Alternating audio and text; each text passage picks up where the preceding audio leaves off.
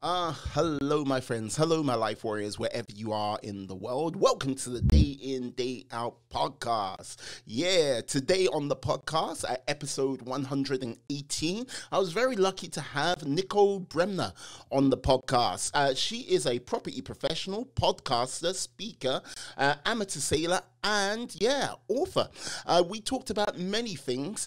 We talked about how she got started in the property market. We talked about how her appetite for risk has changed, but she's still looking to grow in many other directions. And we also talked about her podcast as well, which is a top 50 podcast in the realm of, I believe, in entrepreneurship. And we also discussed her book as well and how quickly she got that together. She is a very interesting young lady, and yes, an absolute joy to speak to. I look forward to speaking to her again in the future, but until then, please enjoy the podcast and have an awesome day. Anyway, see you later. Peace. Hello, my friends. Hello, my life warriors, wherever you are in the world. Woo! Welcome to the Day In, Day Out podcast. Today on the podcast, on episode 118, I have Nicole Bremner. Okay, she is a property professional, podcaster, speaker, amateur sailor, amongst many other things. How are you today, my lady? I am great, Maui. Thank you very much for having me on your podcast, and thank you for your energy. Oh, it's contagious. It's all good. It's all good. You know what? I have to ask on this slightly cold winter's day here in the UK. Like, what was the thing when you were sitting at home a few years ago, looking after the kids, you went, you know what? Property is my thing. I want to get in contact with my inner Sarah Beanie. What was it?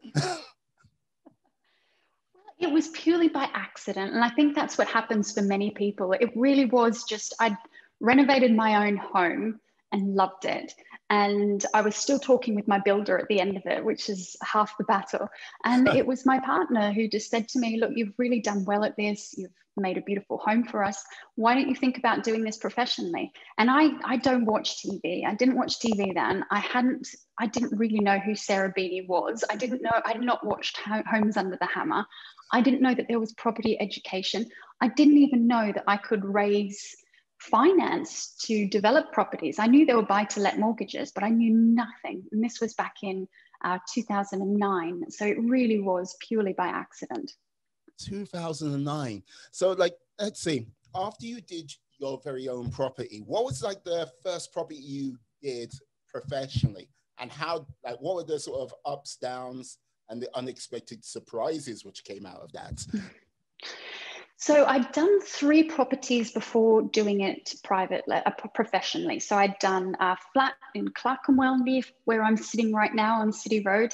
I'd done a ski chalet in Austria, and I'd done my family home in Hackney. So I'd done those 3. So I wasn't a complete novice. And also, I think my parents I'd grown up watching my parents build their own homes from scratch or modify them, renovate them. And so I wasn't completely green to building. It's something that I knew something about, just a little bit anyway. Okay. But my very first project was a former sort of HMO, even though I didn't know what an HMO was at that time, but it was a former HMO in Hackney, not so far from London Fields. And it was a probate property. And it's very, very interesting because the man who had owned it had come over from Jamaica, and he had 11 or 13 children, depending on who you ask. And he was a bus driver in Hackney. Okay. And what he did over a period of about 40 years is he bought, or no, it was many, many years ago, sorry, but he bought each of those children a property in Hackney. And so he was an incredible, astute man who set up all his children for life. Now, this property had been owned by his wife, and she'd passed away. And so now it was in probate and it was being split amongst these children. So it was one of all the children. I think the youngest was about 40, 50, or no, probably about 45, 50. Yeah. And he's got some special needs, but he would come over to site every day and check how we were. And he was just so friendly, and it was really lovely to chat away with him and hear about his family. So yeah, it was a really lovely story. So yeah, that was really my first professional property. It took me about a bit over a year to renovate. We completely stripped it back, put on a beautiful new extension. And I put a garden room at the back. I planted out all the garden. I really made it something special. And I bought it for 1.1 and I sold it about a year and about 15 months later for 1.895. And it sold in 10 days. And this was back in 2013, I think. Yeah, 13. So yeah, that's when you could make a lot of money in property in Hackney. Wow. Like 10 days. Okay. So how long did it take you to, once you got the property, to sort of bring it to like up to spec to like resell? Yeah, about 12 months. 12 months. Yeah. Wow. Like, And I think I made, was after tax, it was about 560,000. No, pre-tax. That was pre-tax. So it was a very nice day in the office. no, it's a nice day in the office. God damn. It's like, no, all I've got to say is like 12 months and 10 days like worth of work. And then you've come back with a return of like 500, like almost 500K before tax. Yeah, that sounds like a very good day. You can't do it anymore though, I'm afraid. It's a completely different market now. Like with that, like you say it's a completely different market now. Like, is it just because everyone's more savvy with what's going on, or is it just the natural sort of prices going up? I think it's a bit of both. So from the period, well, for 20 years up to, I'd say around 2016 from memory, property prices in Hackney increased by 906%. So a huge price change. In around 2015-16, Hackney was the best performing borough. But what we had is this real shift of attitudes, because before, anyone who was affluent or had a certain amount of money would live in certain postcodes. Yeah. And they'd live in Chelsea and Kensington and Notting Hill and maybe Clapham or these sorts of suburbs. But what we saw then is people started recognizing that Hackney is, and some of the other areas as well, is a really desirable place to live. We've got great parks, great restaurants. And so it started to gentrify, and also proximity. And I think the biggest thing for Hackney was the train, because before the only way that you could get around was by bus. There really wasn't a proper train system in place, but then they put in a train that went straight to Canary Wharf. So as soon as that happened, everyone from Canary Wharf could then get directly to work on the not the Jubilee line, but on the overground. Yeah. And that really changed the fortunes of Hackney. Yeah, like this is the thing. When you say like property prices went up by 900 and something %, it's like, okay, I've got to go, wow, that's amazing. But it's like, how can many a person afford to sort of live there anymore? You know? Absolutely. And this is what we saw, is that there are a lot of communities being priced out of the area. But there are also a lot of people who cashed out, because remember, you've had the what is it called? Sorry, I'm Australian, so we don't have it, but the right to buy, right to buy your council house. So we've got a lot of people who have the right to buy who cashed out and were able to make a huge amount of money on that. They took their option, they purchased their property, they sold out, and they could move slightly outside of London with their family and buy a house rather than living in a flat in central London. So there was a lot of that as well. But yeah, it is sad, because there are communities who are very displaced by this gentrification. And so I think that more needs to be done by the local authorities to ensure that people are able to afford to live in the places that they grew up and that they hold true. Because the reason that London is so wonderful as a city is it's not in ghettos like you've got in Paris. So in Paris, you've got these ghettos where all of one nationality, or all the immigrants from one place are in one place. And that's it. That's everyone from here is here and everyone from there is there. And then you've got the Parisians that live in the center. And London's beautiful because it doesn't have that. You've got this mix, and you look out the window where I am now, and you've got these, I'm in City Road, where you've got multi-million-pound apartments, and then you've got your council flats. And to me, that's really, really beautiful that you're able to have all these communities in together, and at the local schools, you've got children from all different backgrounds, and that's wonderful for social mobility and for the way that you don't want your kids to go to school where everyone looks like them. You want them to understand what culture and what people are really like and what the real world's like. And that's what's lovely about London, I think. Yes. I've gone on a complete tangent there, but there you go.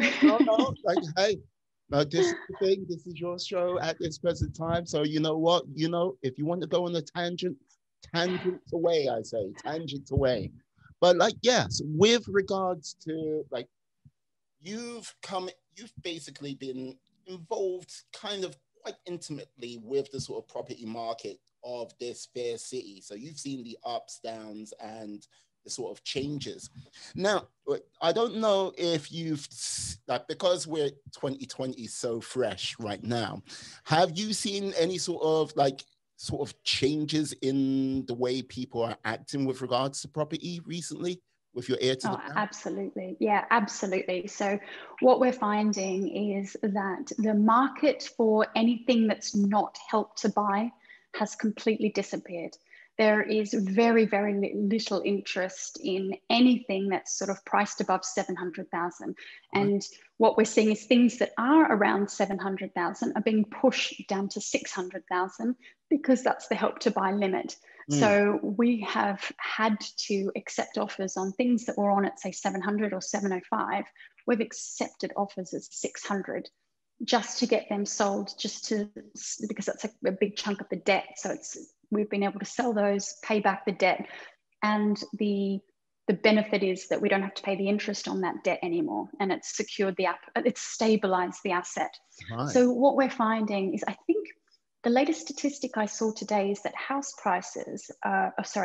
housing transactions by volume are up 23.7% year on year.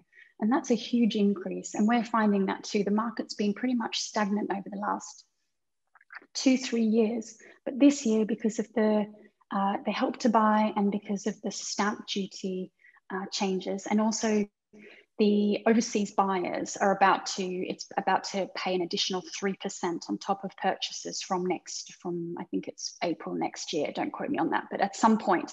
Right. So at the moment, if overseas buyers buy, they're saving on average £40,000 for their purchase. So we're seeing Help to Buy, we're seeing overseas buyers who want to buy here, all pile into the market.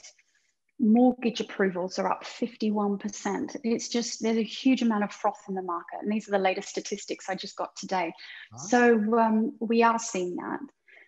What that does mean is that post stamp duty holiday on the 1st of April, I think we're going to start seeing, and I think it's actually going to start from the new year, because pretty much you've got until the 31st of December to transact on a property in order for that transaction to complete before the stamp duty holiday is up. So what we're going to have now, I think, is from January onwards, we're going to have a steady decline in house prices, because the latest statistics show that the average house price in the UK is now £250,000, whereas in London, it's just shy of 500,000. So that's huge. So you need £500,000 to buy the average property in London.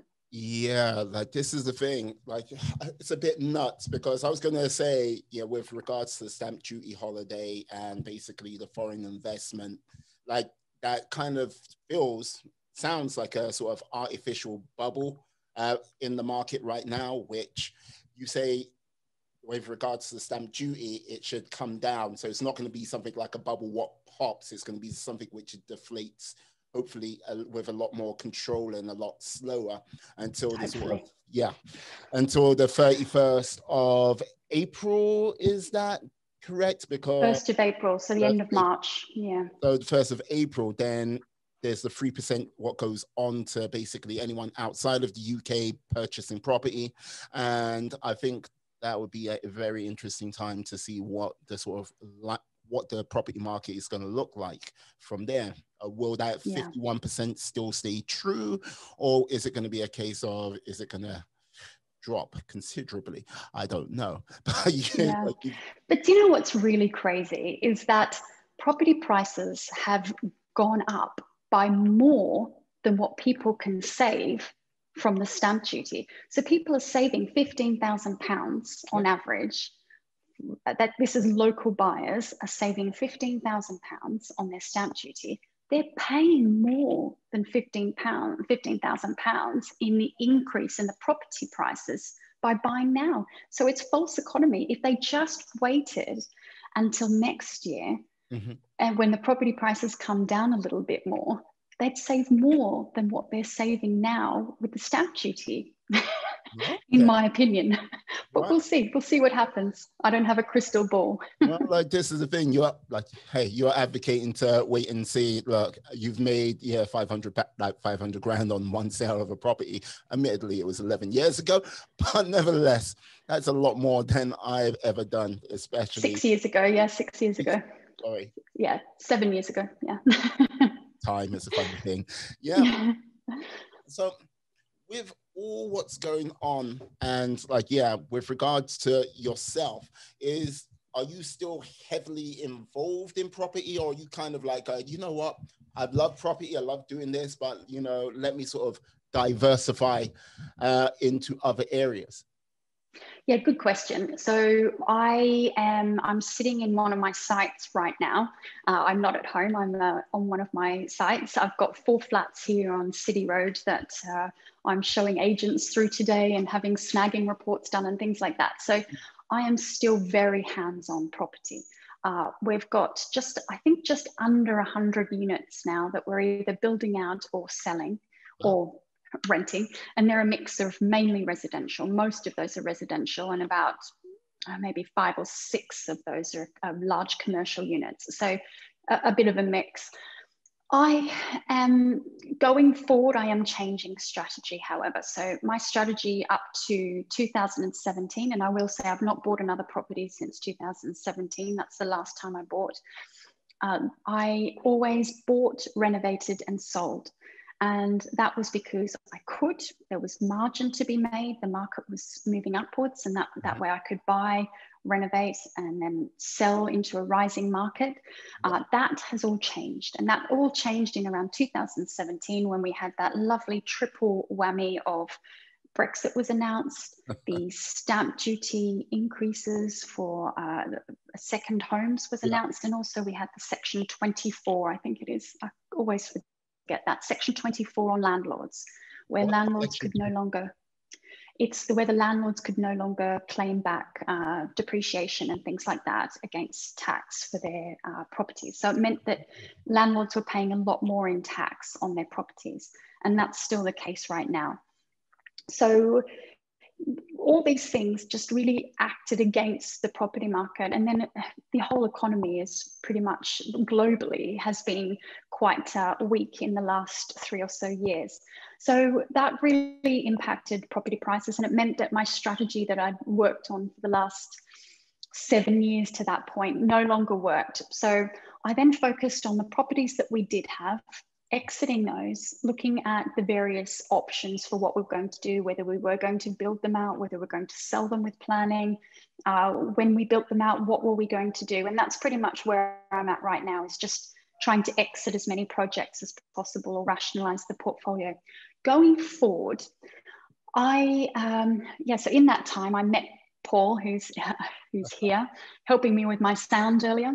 And I guess my goals changed, and I realized that my children are growing up, they're getting older now, and they've probably only got about another 5-6 years until they don't need me anymore and they'll fly the nest. So I started thinking about longer term what I wanted to do. And Paul and I came up with this idea that we'd love just to sail around the world and explore and travel. And that is not conducive with being a developer, because when you're a developer, like I am now, you need to be on the ground. You need to be going to site. You need to be overseeing. And you can have the best site managers in the world, but nothing beats you being there. So we had to have a change in strategy. And so that's when we've decided that going forward, we still will develop, but perhaps take a much more of a back seat in that.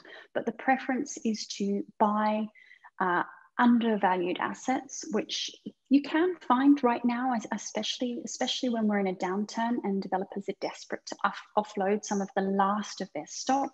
Buy those, hold on to them for yield, and live off the cash flow from those. So, and then the other thing that we did is that we decided, Paul's a wealth manager. So of course he looked at my portfolio and just went, you are so overweight property. Just about all your assets, apart from your pension, is invested in property. Yeah. You need to diversify, because had I have been invested in the stock market over the last 3 years, my portfolio would have gone like that instead of going. So diversification is so important. So what we're looking at now is diversifying and investing more in the stock market, and having more of these more tax efficient investments as well, because property is a very tax inefficient investment. The other thing that we're doing is looking at more startups. So I've invested in Bamboo Auctions, which is an online property auction site, which has done incredibly well with lockdown, as auctions haven't been able to be in person, so they've gone online. And I've invested in a music merchandise company called Terrible Merch. And then I invested in a women's fitness wear brand called Eda Active, which stands for Eat, Drink, Exercise, Repeat. So just investing in a few of these different companies that diversify, and they add a bit of interest and excitement to what I do as well, because they're new and fresh. So that's really what I'm working on, and helping Paul with a bit of marketing for his company as well, his wealth management company. Right, I see. So moving away from property, what's been your greatest challenge, would you say? Property. Definitely property has been my greatest challenge. I think, there've been quite a few challenges recently. I think that I'm not alone in saying that when an economy is falling, or when the economy is not booming, it's quite a hard time for people, and people, it's hard to make money when the economy is going down. And so I've had some personal issues as well. I separated from my partner a number of years, 4 years ago, and so we've been uncoupling, as they say, and working out what to do with the children and things like that, and then getting my children settled in a new school and new city, and that's been a challenge. But they're all very, very settled now and love their new school, and it was the right decision, so that's good.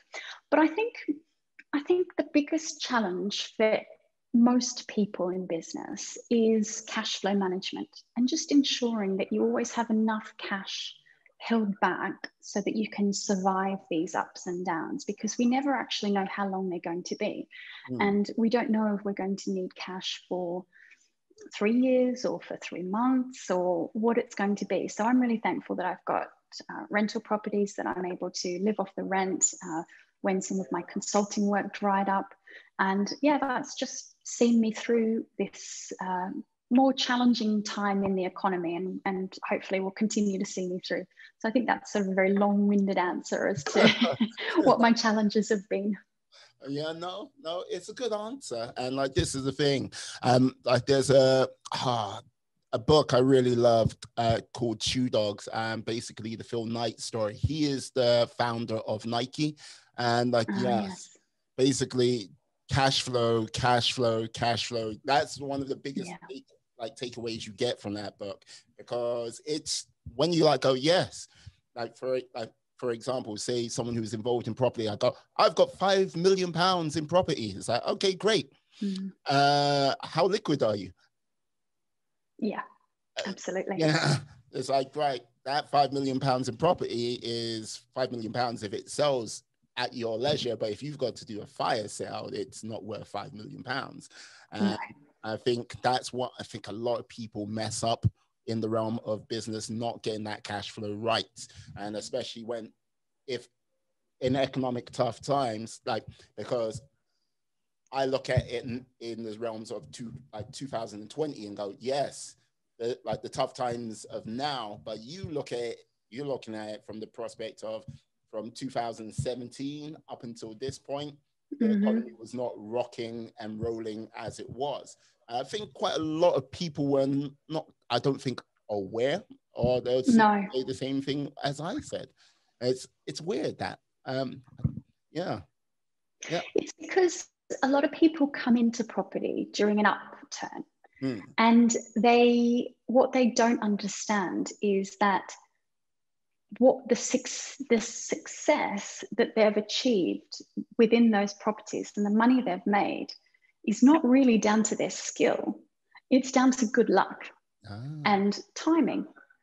And then people go, yeah, I'm really good at this property because I've made all this money on it. But actually, anyone could have done what they did and done pretty much the same. So I think that a lot of people come in during this upturn and then they overgear, take on too many projects. And then when the downturn happens, that's why so many developers go out of business, because they've never weathered a storm, and they've not set up their business to weather a storm. And that's the true test of longevity in this. And it comes back, as you said, with Shoe Dogs, it's down to cash flow. And it's whether you've got enough cash to see you through this or not. Yeah. Now, with regards to, like, how would you describe yourself as more of a peacetime leader or a wartime leader when it comes to realms of your business, or you're just battling all the way through? I don't know. You tell me. That's an interesting question that I've never been asked before. There you go. Yeah, peacetime leader or wartime leader? Look, I think I can do both. I think, to turn your question around a little bit, the thing that I'm good at, which is also a weakness, is big picture ideas. I have ideas every day, and really big picture. And I get so excited by them. People present me with opportunities. I go, wow, that would be great. And I can see down the road as to how great this will be. And then I can implement the first couple of steps. What I then am not so good at is seeing it through. And I'm very good at delegating that and allowing others to see that through. But often they don't have the same vision as me and excitement as me, because they're not partners, they're employees. And it's very hard to get employees on the same page as well. Although I've had some excellent employees, I will say, especially Paula, if she's listening, she's missed her so much. But I think I can do both. It's I think I can do both. It's a really tough one, actually. I'm going to have to think about that. Hey. I'm going to reflect on it. No problem. No, like food for thought. Thanks, Maui. No, that's all cool. It's all cool. Now, the reason why I say, like, I ask is because there are so many people which, like, okay, let's say around about 2012, when, like, yes, everything was just coming out of the 2008 sort of debacle and everything like this. Everything was going on the sort of upturn into 2013, 14. And, like, everyone's like, yeah, as you say, people go in on the upturn and they're like, right. And the older someone is, they've seen 2008, they've seen 2000, they've seen the sort of 90s and they've seen the 80s. So they've been roughed up, bashed up, but there is a huge sway of, like, I know why some people hate the term entrepreneur, because it's being flogged around too much, but young entrepreneurs which haven't gone through it and haven't been roughed up. And let's just say 2008 was a rough one, and 2020 seems like it's gonna most probably be a very rough one as well. And it just don't have that sort of experience going through it and getting those tools. I don't know, like, you've been through a recession or two yourself, but, like, is it one of those things you just got to learn it on the job, or, like, can you learn this from other people's experience by listening to them?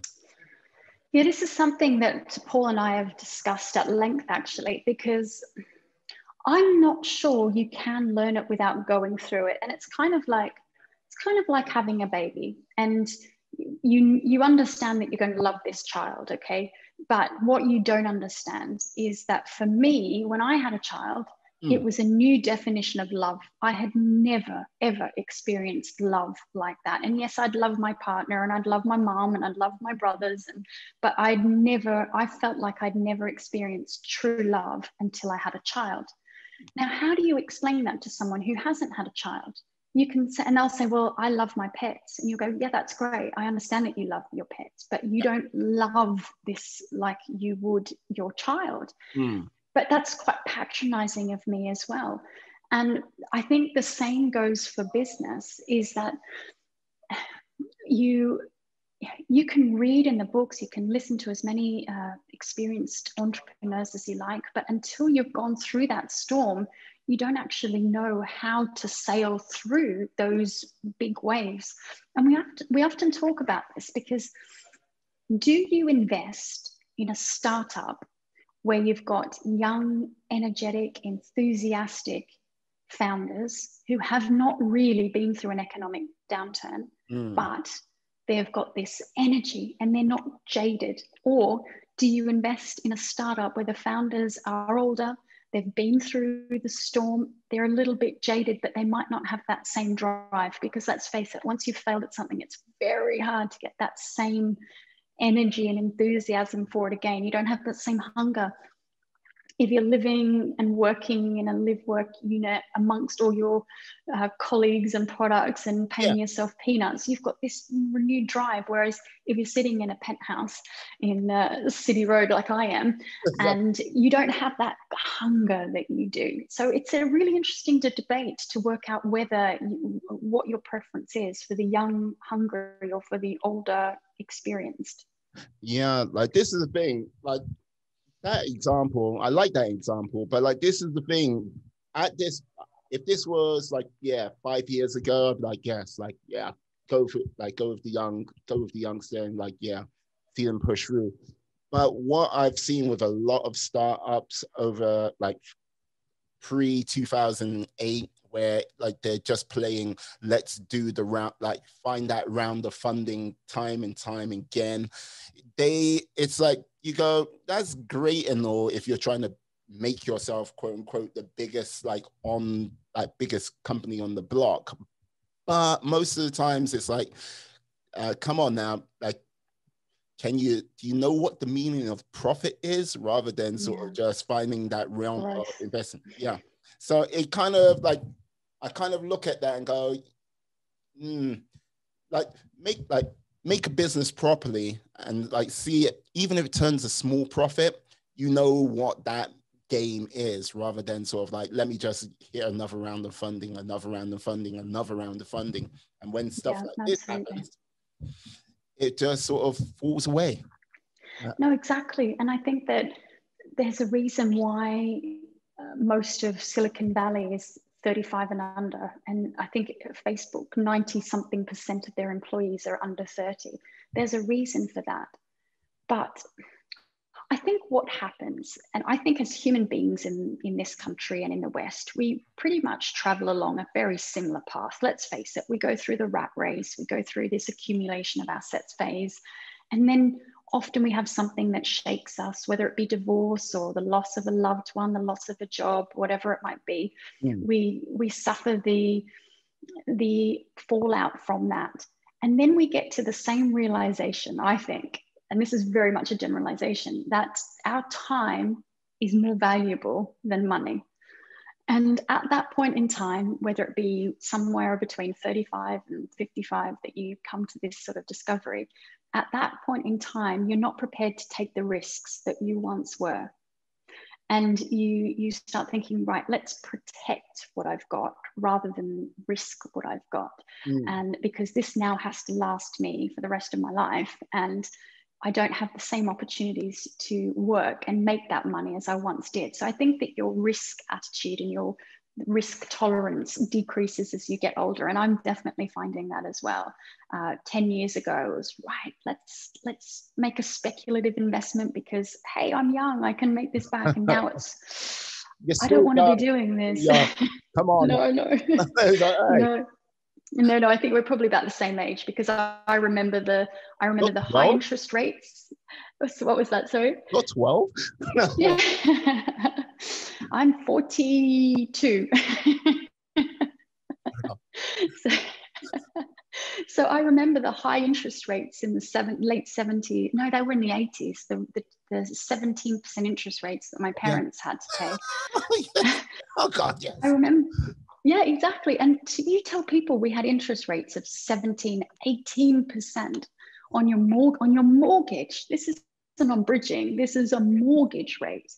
And you stress test that, all of us would be underwater, wouldn't we? Yeah. And you think about the pressure our parents had to make those mortgage payments back then. And then we had in Australia, we had the oil crisis. I think that was around the time of one of the wars, and that was in the late 90s. And we had the Asian crisis in Australia as well. Right. Uh-huh. And then oil prices dropped to around $20 a barrel, which created waves in the market. And then we had the tech bubble burst in the early 2000s, and a third of the city of London lost their jobs. And then we had '08, the world financial crisis. And now we've got the global pandemic. And these things happen. And if you're not old enough to have gone through it, you think that markets continually go up. And you've read in the textbooks that they don't, but you don't know. You just don't understand. Yeah. No, like this is, no, I don't think you can understand. And like, look, when you go, yes, like 17%, like 18% on a mortgage. And like, look, at this moment in time, frig, can't even remember the last time a mortgage was it like interest rate was in double digits. It's just been that long, and it's practically, is it even a 0.5% right now?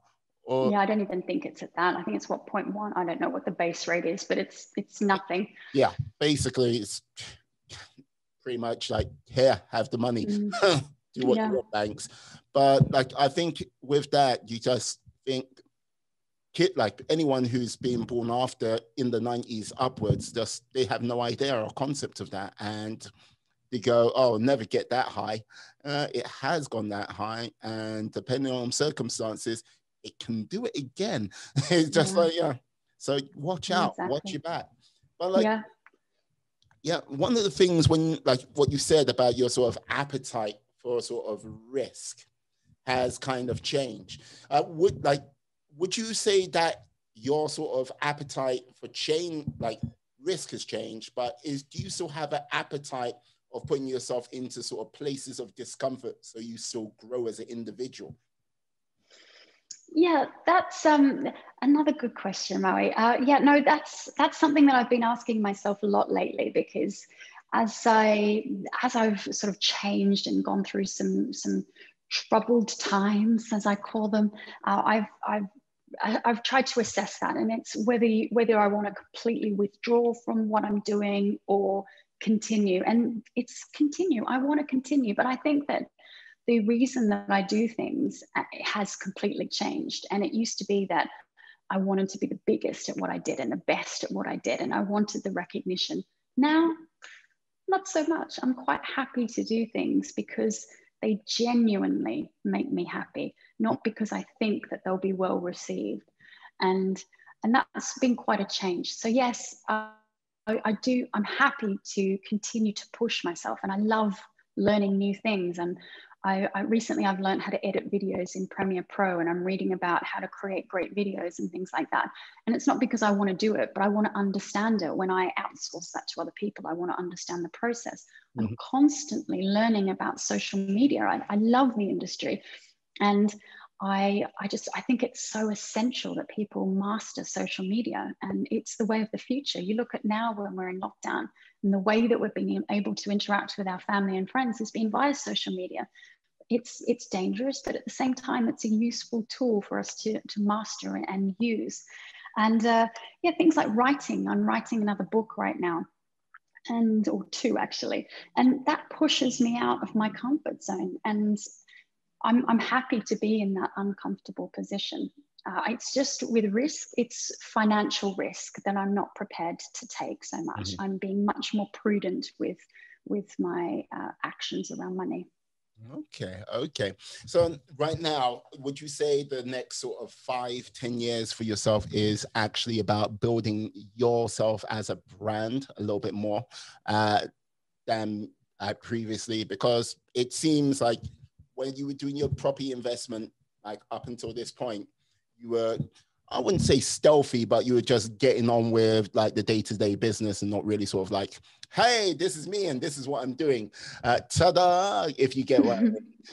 Yeah, no, I think the opposite actually, because when we were raising funds through crowdfunding, I was putting out stories every day. I had a team of people. There were 5 of us working together, and we'd do so much on social media. We were teaching people how to use it.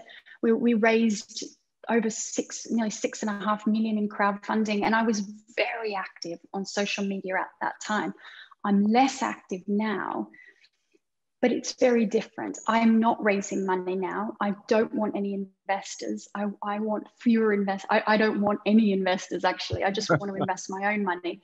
So the things that I do now on social media are purely for me. They're not for anyone else. And the sole purpose, I think, is to educate, inform, and entertain. It's not to sell anything. I have nothing I sell. Yeah, sure, people can buy my book if they want, but the few £100s I get a year from book sales is not going to make a difference to my life. It's just something that I did because it was an achievement. So I have nothing that I sell. I don't mentor. I don't make money on my podcasts. That might change. I might make a little bit, but again, it's not a life-changing amount. So for me, it is just about, I guess, putting content out to the community and allowing them to either find that useful and therefore follow me, or not find it useful and therefore not follow me. And that's their decision. But I have no agenda. I just do what I enjoy doing now. And I feel very thankful that I am in a position where I can do that and don't have to rely on that for income. My property provides me with my income now. Wow, outstanding. Yeah, like you mentioned your podcast. Like when I was doing my little bit of research, I see you've uploaded 64 episodes so far. How many recorded at this present time? Well, mine are done live. So mine are, I don't have any in the bag. So it used to be very different though. I used to record them in a recording studio live, which I loved and I miss so much. Yeah. So I would go into the studio and do 5 or 6 in a day and end up with about, I don't know, 5-6 months worth of them after a 3 or 4 day session. And then just slowly release them. But I stopped that around sort of September, October last year. Right. And as I had to really focus on some problems within my portfolio. So I really let the podcast just go. And then during the lockdown, I picked it up a little bit and did a little bit. And then October this year, so only 2 months ago, I thought, right, what do I enjoy doing most? And when I thought about it, it was my podcast. I really, really missed it. And I missed the connection with the audience. And so I thought, how can I do this in a way that helps me have that connection with the audience? And I thought, lives. So now they're recorded live. Most of them. There are some with the time differences that I do record. So I did one with a guy in Australia. So we didn't do that one live, but we could have. And so now they're done live via StreamYard. So they're streamed to YouTube, LinkedIn, Facebook simultaneously. People can ask questions, offer up their opinions, and they do. And it's really nice. And then that's then uploaded as a podcast too. So they can watch it as a video live, and then they can listen to it as a podcast, usually the next day. So I'm really, really enjoying that. So I'm at number 65, was just published this morning. And I'm recording number 66. Sorry about the noise. I'm recording number 66 tomorrow. Oh my God. Yeah. Fantastic. So, okay. Podcasting live. Like, this is the thing. Like, one day I might do the whole live thing. Oh, sorry, someone's looking at you. One day I might do the whole live thing. But I think one of those things, yeah, I might be prone to like one or two gaffes here and there, but nevertheless, we shall see. We shall see. Fine. That's what editing's for. You can edit it for the podcast. Yeah, for the podcast, but like for anyone watching it live, just go, aha. So, like with that, you've got the podcast, like you've got like, okay, sailing savvy. Yes. Where you're basically going around like family in tow, like doing your travel vlogging. Do you think you might, I don't know if you know of an American YouTuber called Grant Steffing. He offers sort of financial advice on like basically how he sort of got into property, how he did that. Yes. I know him. Yeah. Do you think you might go down that route at some point? I don't know is the answer. I think what I prefer doing is telling people my story and giving them the background on how I've done it and key lessons for me on how I've done it and what's right and what's wrong, and let people take from that as they will. And I've done that in my first book, Bricking It. That was sort of the first 7 years of my property journey. Now I've got 1.5 new books written that I may or may not release, I'm not sure. One is called Prolific Not Perfect, and it's all about my social media journey and how to use social media. And the next one, which is sort of the next stage of my property journey, is called How to Lose Millions in Property. So I'll release either one or two of those next year. We'll see. But yeah, that's sort of the next things that I'll release. And yeah, I don't know. We'll see.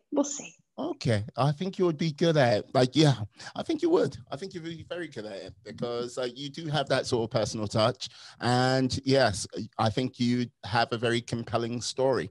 Like, look, doing what you're doing, like going through a separation, doing property investment, looking after kids, and look, you fortunately found a new like love partner in your life, so that's a good thing. But like to like come from all the way from Australia, another country, to do it over here, that ain't easy, and it does require a lot of focus, a lot of work. And yeah, and I have to ask, with regards to your first book, Bricking It, how much time did it take you to write this book? Well, Maui, it took me 10 days. However, I will caveat that to say that I had mapped it out. So I'd spent a few days mapping it out, and I had this excellent post-it note system that was just so brilliant, which I can go into another day if you ever wanted to. But it was such a good system where I had pretty much all my chapters mapped out, and all I had to do was just pick up whatever chapter I felt interested me on that day, and then just write 10,000 words. And or not even that, 5,000 words, and it flowed, and I was able to do it in 10 days. It took months then to copy edit and do the layout and the book cover and then get it published. So it took 10 months then to get it to the next stage, but the actual writing was done in 10 days. In 10 days. Look, okay, just like, yep, just sat down, had the subject there, just like, yeah, here comes 5,000 words, type. Like, fair enough. Well, and it was during a skiing holiday. So I was skiing in the morning with my family, and then I'd leave them on the ski slopes, come back to our apartment, and then I'd have usually about 3 hours without children. So I'd just really focus for 3 hours. Then I'd have to cook them dinner, and then I'd come back in the evening and just write. So it was a really nice time to do it because the phone doesn't ring over Christmas, New Year. No one contacts you, and there's no emails. It's quiet.